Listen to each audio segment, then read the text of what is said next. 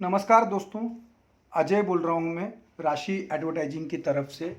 Normally क्या होता है ना, मैं आप हम सबको ज़िंदगी में सफलता चाहिए, लेकिन हम हमेशा अपने पास्ट की दुहाई देकर सफल नहीं होते हैं। हम कहते हैं कि मेरे पास्ट ऐसा था, मेरा पास्ट वैसा था, मेरे साथ ये हुआ, मेरे साथ वो हुआ, अगर मुझे ये मिला होता तो मैं ऐसी होती, ऐसा होता, ये होता, वो होता, एक्सेट्रा एक्सेट्रा। तो मैं आज आपको ना एक ऐसी कहानी सुनाने जा रहा हूँ, रियल लाइफ स्टोरी है, और उनका नाम है विनफ्री ओपरा। एक शो होता था, आपने आप सबको पता है, होता भी है, करण कॉफ़ी विद करण। सेम वैसे ही अमेरिका में एक शो था जिसका नाम था ओपरा शो, विनफ्री ओपरा शो। तो उसकी जो होस्ट हैं ओपरा, उनके बारे में आज मैं आपको बता रहा हूँ। और उनका बचपन इतना भयानक बीता, इतना भयानक बीता कि अगर आप सुनेंगे तो आपके रोंगटे खड़े हो जाएंगे। और मेरा कहने का मतलब है कि ये जो विनफ्री ओपरा हैं, वो एक बहुत ही प्रसिद्ध टीवी होस्ट हैं, और 20th सेंचुरी की 100 मोस्ट इन्फ्लुएंशियल पीपल नाम के एक अवार्ड से उनको नवाजा गया है। और उनके शो में अगर कोई नॉर्मल से नॉर्मल बुक भी आ जाए तो वो बेस्ट सेलर बुक हो जाती थी। कोई भी मूवी आ जाए तो वो सुपर डुपर हिट हो जाती थी, जैसे कि टाइटेनिक आई थी। और अगर उनके शो में कोई कोई भी, मुझे कुछ भी एग्जांपल देता हूँ, जो भी आ जाए वो सुपर से सुपर हिट हो जाए। ऐसा कोई व्यक्ति नहीं था जो उनके शो में ना आया हो। माइकल जैक्सन से लेके, बराक ओबामा से लेके, ऐश्वर्या राय से लेके, Tom Cruise, Rihanna, A to Z लोग वहाँ पे उनके शो में आए। उन्होंने अपने दिल की बात कही, अपने प्यार का इजहार किया और अपनी गलतियों को स्वीकारा। कहने का मतलब ये है कि एक समय तो 2008 में बराक ओबामा के बारे में आप सबको पता है, अमेरिका के राष्ट्रपति, जस्ट बिकॉज ऑफ विनफ्री ओपरा की एक अपील की वजह से उनको 1 मिलियन वोट मिले। सोचिए, मैं उसी लेडीज की बात कर रहा हूँ, ओपरा विनफ्री। और वो इतनी बड़ी दानदाता है कि एक शो में वो अचानक जोश में आ गई, और जोश में आकर उन्होंने एक दो नहीं, 10 नहीं, 276 लोगों को कार गिफ्ट कर दी। आज उनका फाउंडेशन लाखों करोड़ों लोगों की मदद करता है। आज जो भी फीमेल मेरे वीडियो को देख रही हैं, या नॉर्मली लोग स्क्रीनशॉट देते हैं, मुझे पता नहीं, I don't know how many of you, कितने लोग मेरे वीडियो को पूरा देखते हैं, तो मैं उनसे आग्रह करता हूँ, बाहर आइए और अपनी पहचान बनाइए। अपने लिए लड़िए, अपनी बेटी के लिए लड़िए और अपनी बहन के लिए लड़िए, क्योंकि जब तक एक महिला दूसरी महिला के लिए नहीं लड़ेगी तब तक दरवाज़ा नहीं खुलेगा। अपनी पहचान के लिए फाइट कीजिए। और ये आज का एक वीडियो है जो आपके अंदर एक नई हिम्मत भर देगा। आप वो करने निकल पड़ोगे जो आज तक आपने नहीं किया। ओपरा विनफ्री का जो जीवन है, बचपन है उनका, बंजारों की सी जिंदगी सा बीता। बंजारों की ज़िंदगी आप जानते हैं, छोटी छोटी झोपड़ियों झुग्गियों में रहते हैं, टाइम टाइम पे घर बदलते रहते हैं। महज जो 6 साल की थी तब नानी माँ ने उनको उनकी माँ के पास और सौतेले भाइयों के पास भेज दिया, बहुत ही गंदी बस्ती में रहने के लिए, जहाँ पे न रहने का ठिकाना न खाने का ठिकाना। सोचिए, सोचिए, 6 साल की बच्ची। और इससे तो भयानक बात उनके साथ तब हुई जब वो 9 साल की थी। महज 9 साल की उम्र में ही उनके साथ बलात्कार हुआ, और 9 से लेकर 14 साल तक फिजिकली सेक्सुअली अब्यूज्ड हुई वो। और वो भी किसके थ्रू? फैमिली मेम्बर के थ्रू। वो कहती हैं कि 14 साल की उम्र में वो प्रेग्नेंट हो गई, और प्रेग्नेंट होने के साथ ही तुरंत उनकी बच्ची एक्सपायर्ड भी हो गई। कहने का मतलब है, इससे भी भयानक भयानक दुर्घटनाएं हुई, पर मैं उस पर फोकस नहीं कर रहा हूँ। मैं कह रहा हूँ कि इतना खतरनाक उनका बचपन बीता, और उसके बाद फिर इतना होने के बावजूद उसकी माँ के पास इतना वक्त नहीं था कि वो अपने बच्चे का हाल पता कर सके। इतना उसकी माँ इधर के उधर के चिल्लर कामों में व्यस्त थी।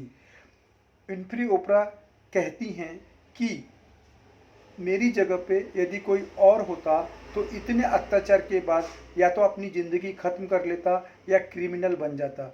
पर यहाँ पे ओपरा ने, विनफ्री ओपरा ने कोई बहाना न बनाते हुए, उस चीज़ को पलायन न करते हुए अपनी ज़िंदगी को डिज़ाइन करने का निर्णय लिया, और यहीं से कहानी बदल जाती है।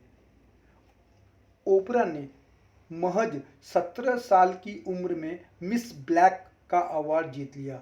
जैसे होता है ना मिस इंडिया, लेकिन मिस इंडिया में तो मिक्स होता है, लेकिन अमेरिका में ब्लैक और वाइट ऐसे दो होते हैं। तो उन्होंने जब वो 17 साल की उम्र में थी मिस ब्लैक का अवार्ड जीत लिया।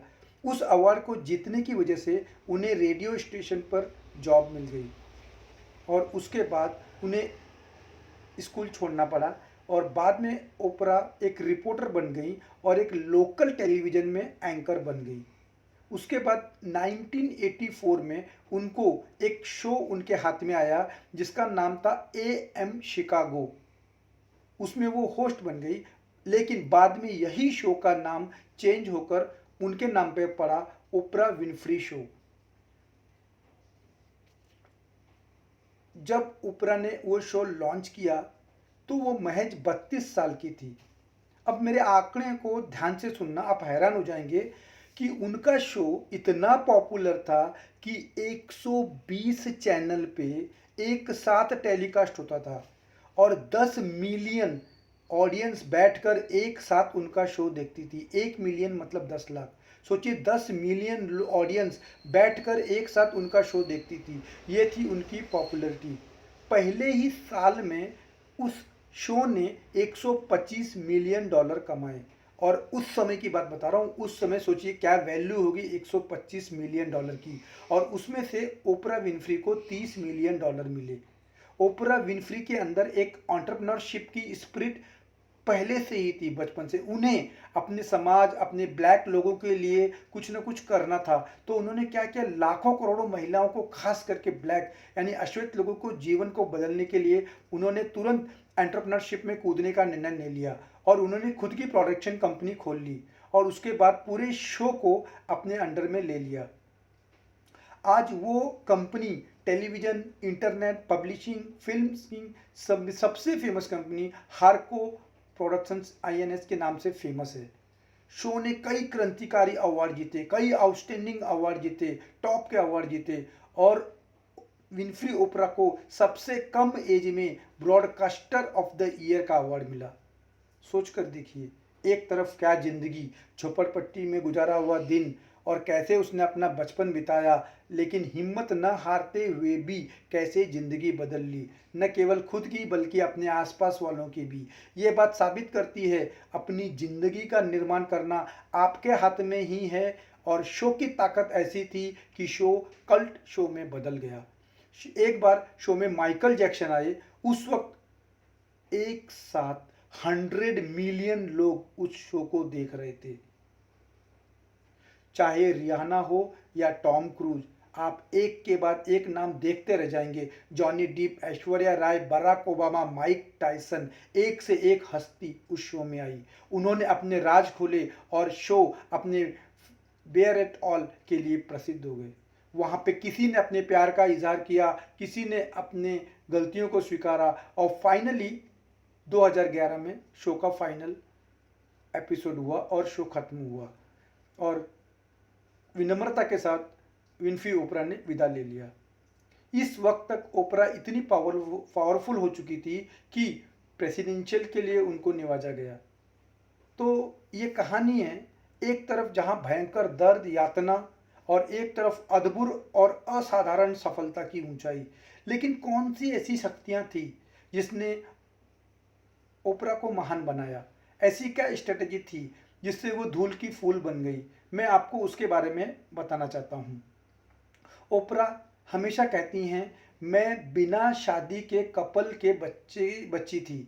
मैंने भयंकर गरीबी और अपमान झेला, ऐसा फिजिकल अब्यूज़ झेला, कोई भी होता तो शायद जिंदा नहीं रहता, लेकिन मैंने उस पास्ट को अपने ऊपर हावी नहीं होने दिया।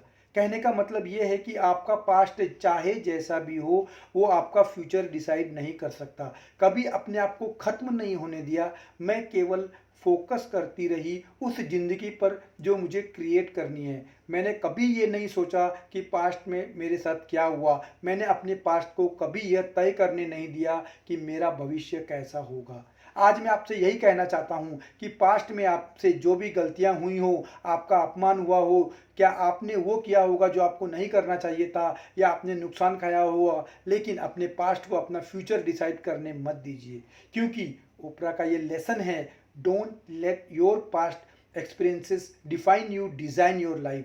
पीछे जो हुआ उसमें से एक क्षण को भी बदला नहीं जा सकता, इसलिए उस पर आज का एक भी क्षण या सेकेंड वेस्ट मत कीजिए।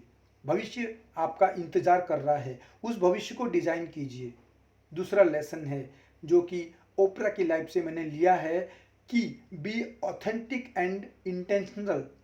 जब ओपरा विनफ्रे टॉक शो शुरू हुआ तब शुरू में उसका फोकस था कैसे सेंसेशन फैलाया जाए ताकि उसकी टीआरपी बढ़ सके, हंगामा खड़ा किया जाए, और बहुत सारे लालच और ऑफर दिन भर चालू रहा करते थे। लेकिन एक बार क्या हुआ, एक ऑफिस एपिसोड में एक महिला ने स्वीकार किया कि उनके हस्बैंड उनसे फेथफुल नहीं हैं।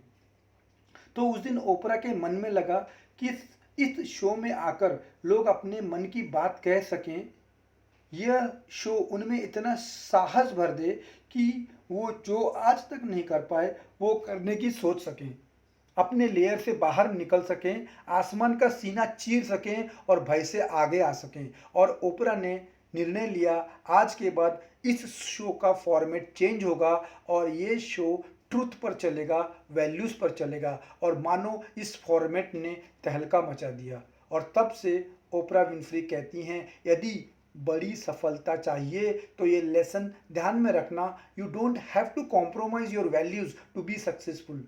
आपको सफल होने के लिए अपनी वैल्यू से, अपने संस्कारों से, अपनी सोच से समझौता करने की ज़रूरत नहीं है।